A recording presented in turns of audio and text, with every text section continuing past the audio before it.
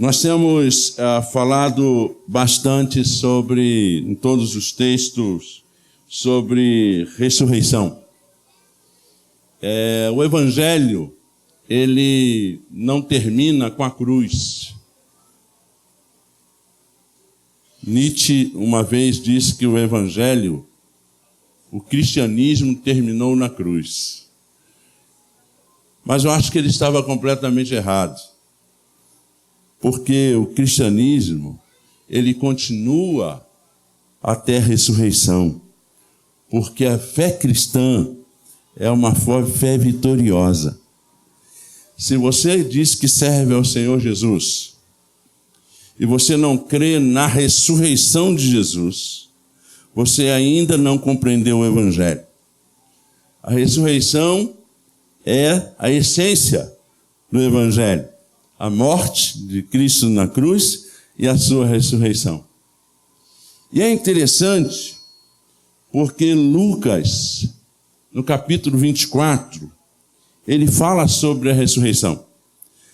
E nós vamos ler o livro de Lucas, capítulo 24, parte dele, e vamos também depois ler capítulo 1, parte do capítulo 1 e capítulo 2 de Atos. E como Lucas fez, nós vamos tentar também fazer uma espécie de conversa com a cultura afro-brasileira, cultura afro-americana, cultura afro-caribenha.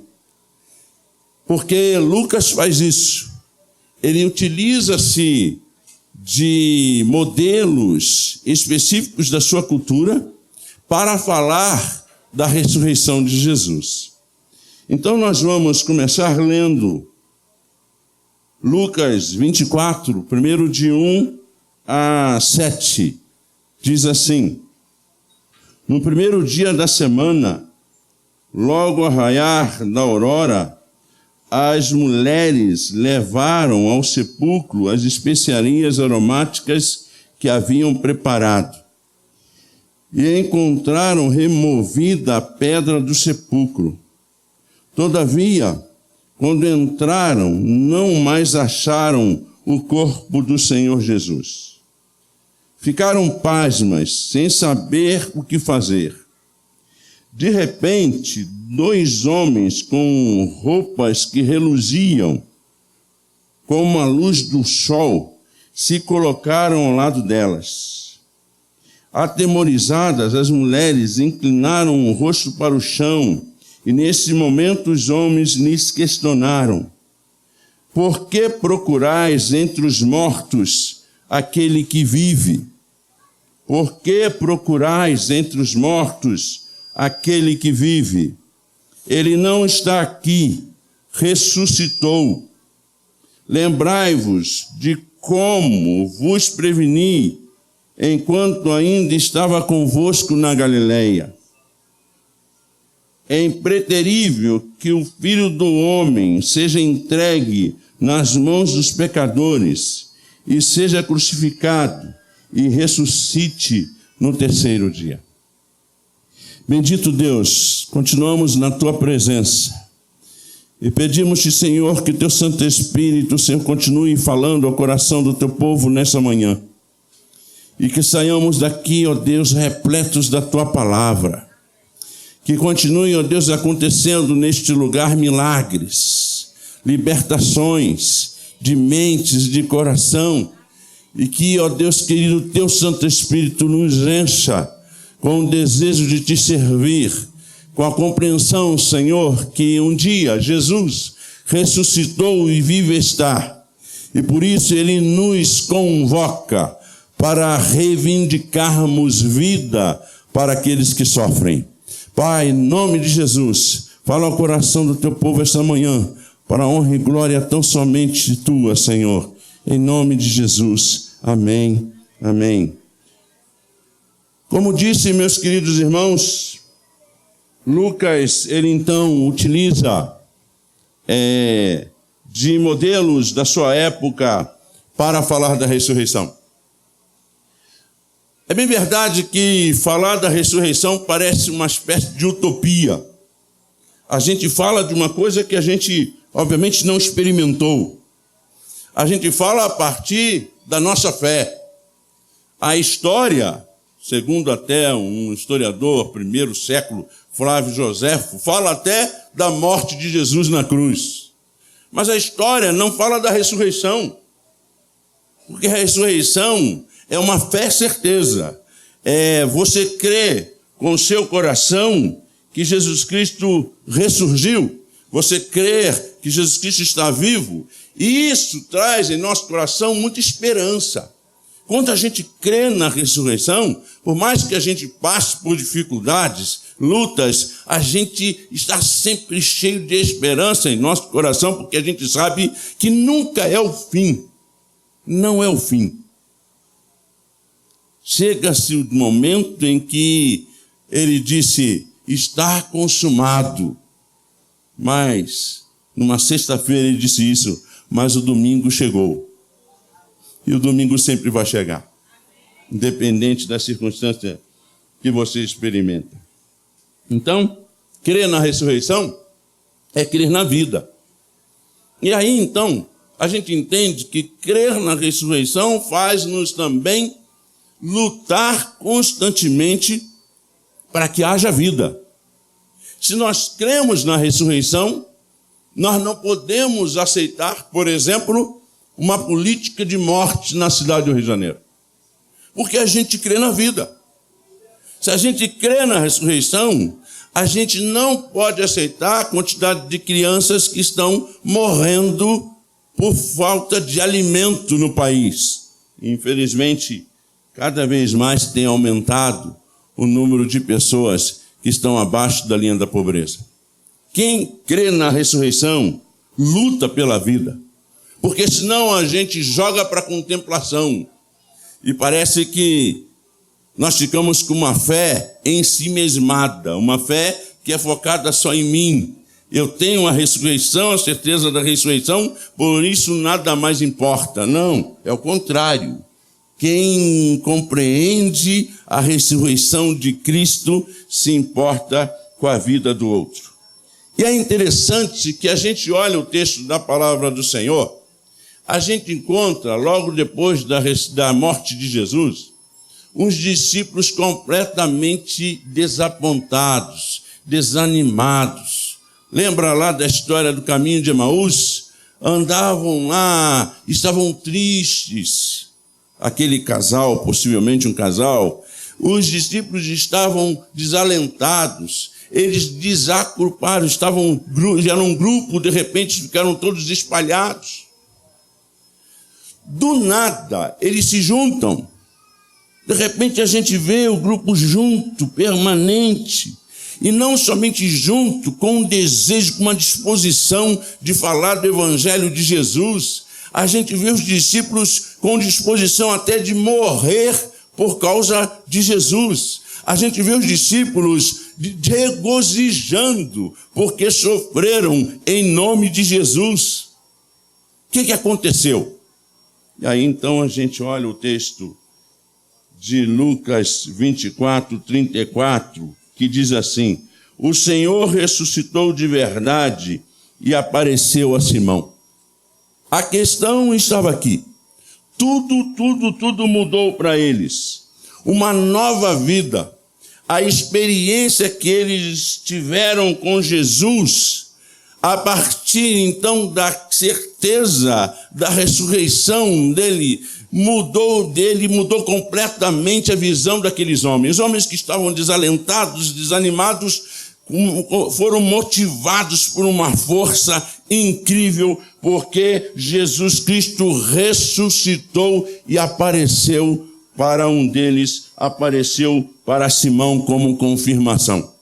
E é interessante observar aqui que, além disso, vemos lá no livro de Atos, eles receberam a força do Espírito Santo, a presença do Espírito Santo, e por causa da presença do Espírito Santo, eles se moveram de tamanha coragem.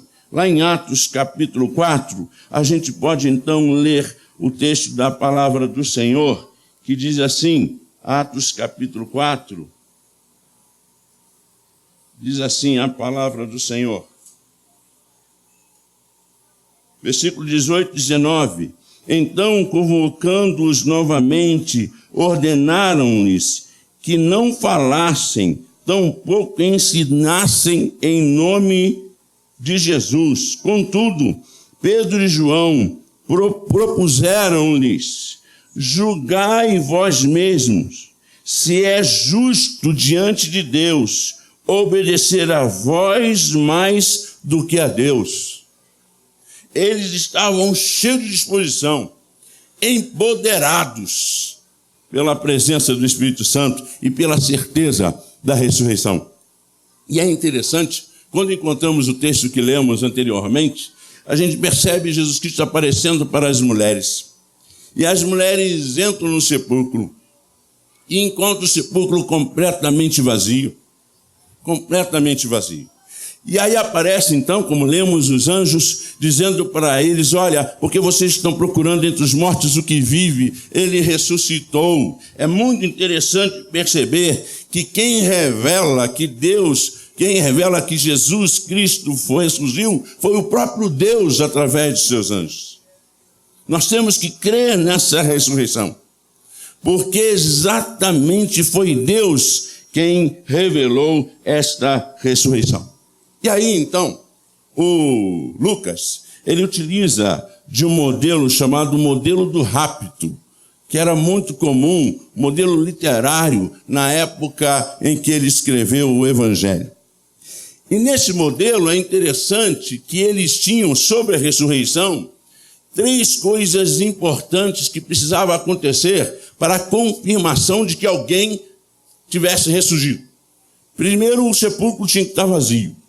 Então, se alguém visse um sepulcro completamente vazio, então tem aí quase possibilidade de fato de que essa pessoa ressurgiu. A segunda coisa era a aparição aos amigos mais íntimos. Ele não devia aparecer a qualquer pessoa. Devia aparecer aos amigos mais íntimos, amigos de jornada, gente que esteve com a pessoa constantemente.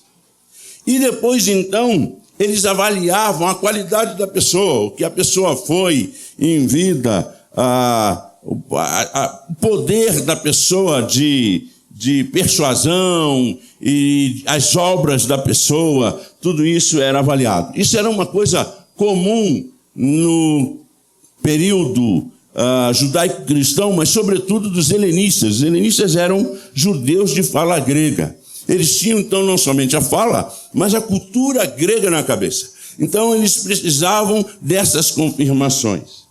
E é muito interessante, porque a gente lê o texto da palavra do Senhor.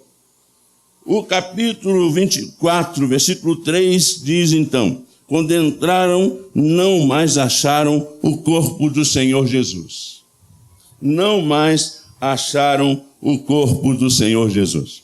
Eu estava na Palestina, andando por Jerusalém, a gente está andando por Cisjordânia, nós estávamos com um grupo de palestinos cristãos, e o guia, ele disse assim: todas as pessoas acham que esse lugar aqui é o lugar onde Jesus Cristo foi enterrado. Tinha lá o sepulcro de Jesus, o túmulo de Jesus, e as igrejas católicas, ortodoxas, e outras igrejas ganhavam até dinheiro com aquela visita naquele sepulcro e aquela coisa toda. E ele disse assim: olha, na verdade, todos nós achamos, inclusive judeus, nós cristãos, judeus e palestinos, nós achamos que não é ali, mas é um pouco mais acima, num lugar mais simples. Lá era o lugar chamado Caveira e tal. De repente ele parou e falou assim: mas não importa se é aqui ou é lá. O que importa é que ele está vivo. Eu fiquei muito feliz com aquela citação daquele palestino que compreendia a ressurreição de Jesus. Jesus está vivo. Mas essa era uma coisa que eles precisavam confirmar. O sepulcro tinha que estar vazio.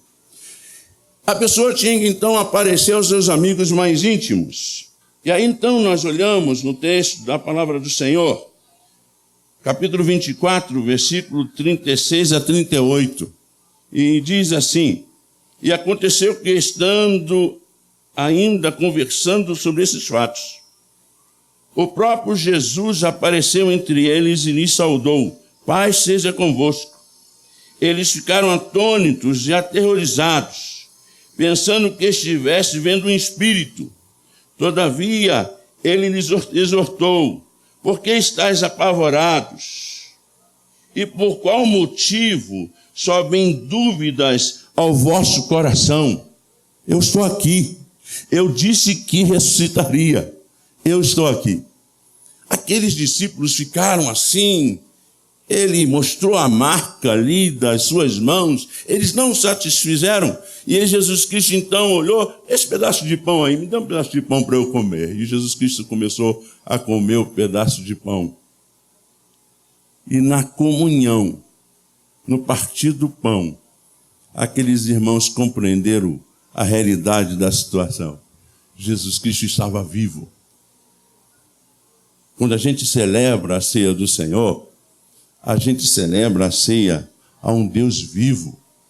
Então, quando você participar aqui, participe com alegria, com muita alegria no seu coração, porque você está adorando a quem passou pela morte, venceu a morte e vivo está. E você que compreende que Ele é Senhor da sua vida, você também há de ressurgir.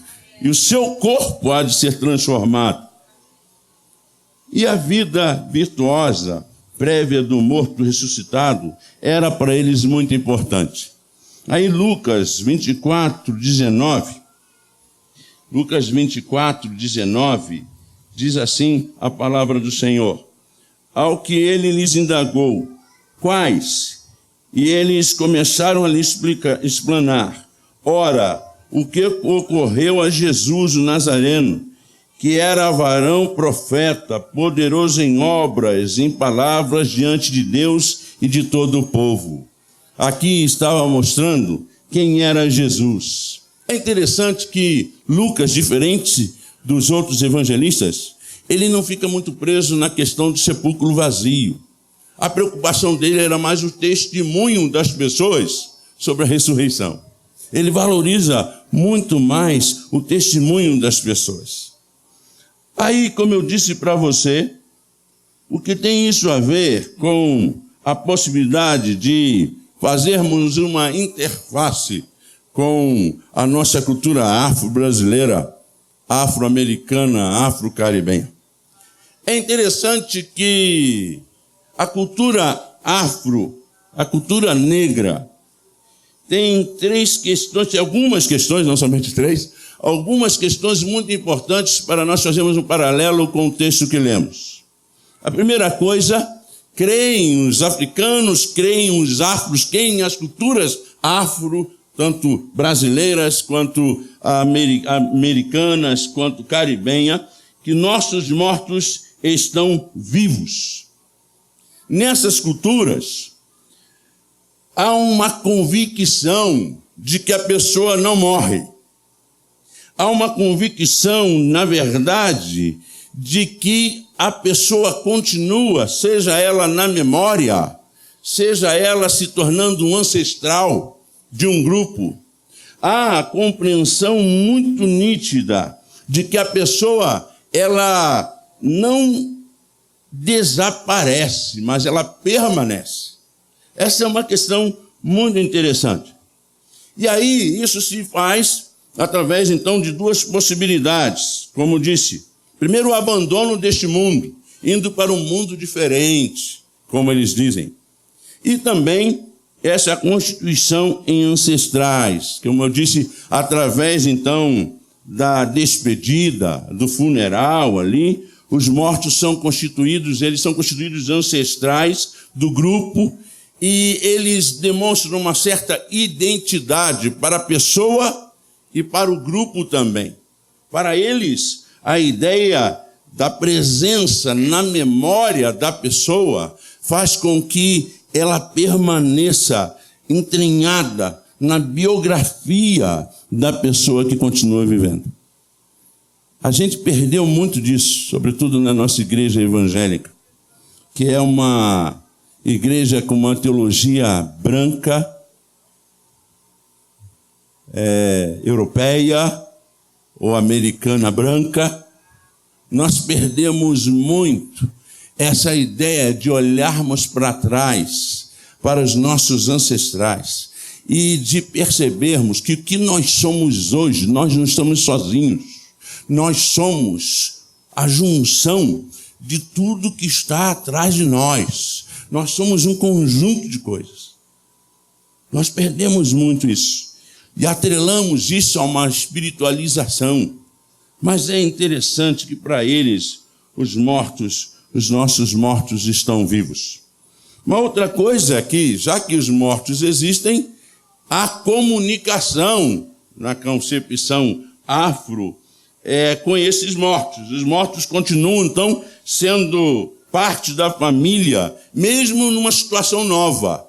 Ninguém conversa exatamente com os mortos, mas, ao pensar uma decisão, pensa-se também naquele que se foi, como se fizesse parte daquele momento. E através, então, dessa constituição de ancestralidade, como disse, essa ancestralidade produz uma certa solidariedade geracional. Quem foi, quem vive hoje e quem virá, todos nós fazemos parte da mesma linha, do mesmo grupo, da mesma família. Então, nós não deixamos o que passou. Todos os nossos ancestrais, sobretudo nós, pessoas negras, ou alguém que tem negros na família, não é? Porque no Brasil é assim também. Nós temos muitos dos nossos ancestrais, muitos deles sofreram e muito no navio negreiro, resistiram, as mulheres sofreram coisas terríveis. Nós ainda somos parte também dessa história. Nós não podemos julgar para longe a nossa ancestralidade. Eu não estou falando de adoração aos ancestrais, entendam. Eu estou falando de respeito para com a nossa história ancestral. Também, nessa cultura afro, a ideia da corporidade dos mortos é muito importante. É por isso que, quando acontece em aldeias africanas, quando acontece também na cultura afro-brasileira, quando acontece a morte de alguém, as pessoas têm um cerimonial muito sério para com aquele morto. A gente não entende, mas é muito prático também trazer a comida na hora do enterro. Não sei se vocês já viram isso. Traz a comida que o morto gostava. Né? Então coloca-se a comida ali, não é porque o morto vai comer aquela comida, mas é para que ele vá para este lugar e vá respeitado como uma pessoa que vai se transformar no ancestral. Eu estou falando aqui de cultura afro-brasileira. A fé na ressurreição de Jesus é como foi também a religiosidade afro no Brasil e no mundo, uma resistência. Quando a gente crê na ressurreição, a gente está resistindo o mal para com a vida. E é muito interessante, porque nós olhamos isso, pensamos na ressurreição, e nós pensamos que, se temos a ressurreição garantida, precisamos estar muito atentos aos nossos corpos que serão ressurretos. Porque o cristianismo, ele não aceita o aniquilamento da alma. O cristianismo, ele não aceita a reencarnação. O cristianismo fala de ressurreição do corpo. O nosso corpo vai ressurgir. É por isso que quando você adora ao Senhor, adore ao Senhor também com o seu corpo. Porque a corporidade faz ligação com o corpo de Jesus que ressurgiu. Foi algo extraordinário. Não foi um fantasma, Não, não é um espírito, sou eu mesmo. Algum momento eu toque aqui, eu estou aqui com vocês. Porque Jesus Cristo ressurge e leva o seu corpo. O seu corpo se transformou num corpo glorioso, como está escrito lá em Filipenses. Em Filipenses diz que nosso corpo vai ser transformado num corpo glorioso. Porque nós precisamos sim valorizar a nossa corporeidade. O texto de Atos 22, 23, 24 diz assim: este homem vos foi entregue por propósito determinado e pré-conhecido de Deus, mas vós, com a cooperação de homens perversos, o assassinaram pregando numa cruz.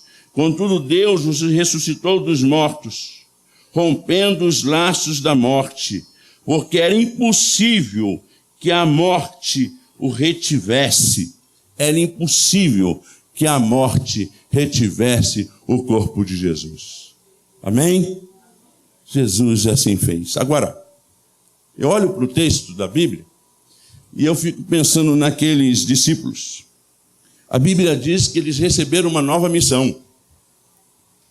Quando eles viram que Jesus Cristo ressurgiu, eles receberam a presença do Espírito Santo. E foi algo extraordinário que aconteceu naquele lugar. Existiam várias pessoas, inclusive muitos africanos. Muitas pessoas naquele lugar. O Espírito Santo desceu, as pessoas foram tomadas por esse Espírito. E é interessante que eles receberam a missão de anunciar essa ressurreição, entenderam que estavam fazendo parte agora de uma comunidade nova, de uma comunidade de pessoas que anunciavam o reino de Deus, que resultava numa ressurreição da vida, numa ressurreição do corpo. Atos 1, 6 a 8, diz assim, ainda tenho que ler esse texto, e mais um outro depois, mas esse texto diz assim a palavra do Senhor.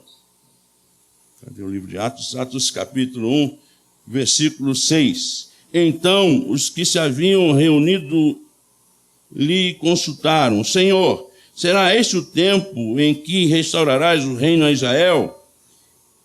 Ele lhes afirmou: não vos compete saber as épocas ou as datas que o Pai estabeleceu por sua exclusiva autoridade. Contudo, recebereis poder quando o Espírito Santo descer sobre vós, e sereis minhas testemunhas, tanto em Jerusalém como em toda a Judéia e Samaria e até os confins da terra. Aqueles homens receberam uma missão que não era simplesmente uma missão nacionalista, mas eles abriram então a visão, receberam então essa missão e fizeram parte da comunidade desses missionários, porque Jesus Cristo ressuscitou.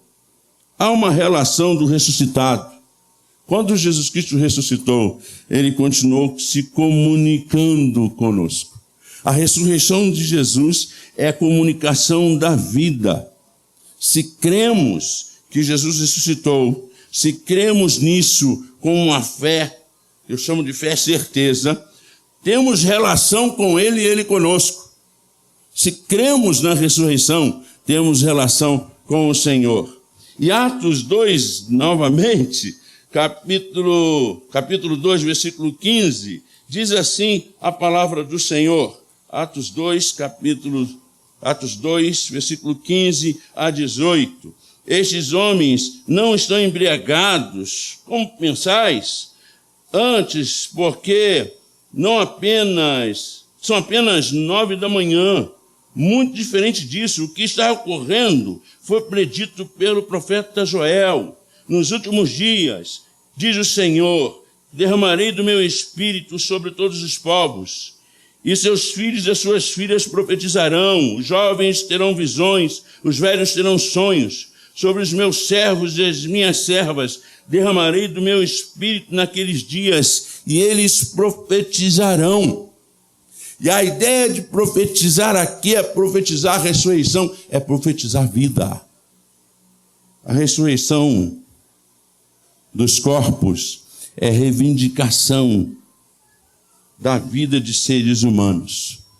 Por isso, queridos irmãos, nós precisamos compreender o que a palavra diz no capítulo 24 de Lucas, novamente, versículo 34 a 46, 36 a 43.